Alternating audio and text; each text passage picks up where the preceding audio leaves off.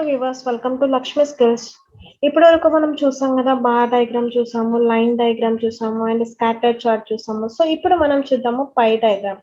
So మనం common గా ఇలా డాటాను సెలెక్ట్ చేయగానే మనకి ఈ విధంగా పై డయాగ్రామ్ వస్తుంది, అవునా? సో పై డయాగ్రామ్ లో మనకు చాలా టైప్స్ ఆఫ్ పై డయాగ్రామ్స్ ఉన్నాయి ఎక్సెల్ లో. బట్ ఇప్పుడు మాత్రం మనము ఫస్ట్ వన్ తీసుకొని మనం చేద్దాము, ఓకేనా? సో ఇక్కడ నేను డాటా తీసుకున్నాను అండ్ ఇక్కడ పై డయాగ్రామ్ తీసుకున్నాను.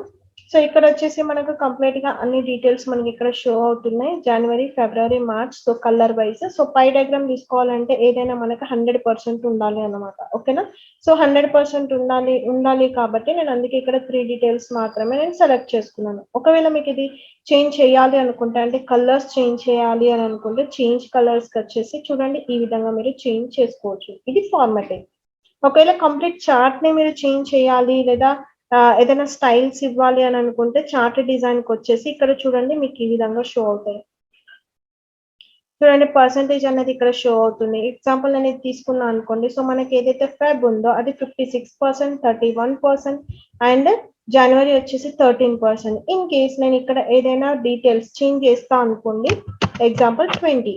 సో చూడండి, మనకు వాల్యూ అనేది ఏ విధంగా ఆడ చేంజ్ అవ్వగానే ఇక్కడ డాటా అనేది ఎలా, గ్రాఫ్ అనేది ఎలా చేంజ్ అయిపోయిందో.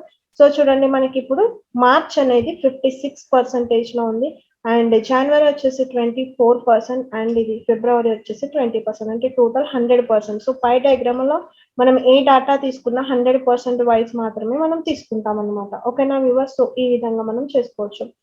అండ్ వచ్చేసి ఇక్కడ మీరు టైటిల్స్ కి కూడా కలర్స్ చేయొచ్చు, ఫార్మాటింగ్ చేయొచ్చు. సో ఇవన్నీ మనము బార్ డయాగ్రామ్ డాటా సెలెక్ట్ చేసుకుని ఈ విధంగా స్టైల్స్ చేయొచ్చు అనమాట. సో ఈ వీడియో కనుక మీకు నచ్చినట్లయితే తప్పకుండా లైక్ చేయండి, షేర్ చేయండి, సబ్స్క్రైబ్ చేయండి. Thank you.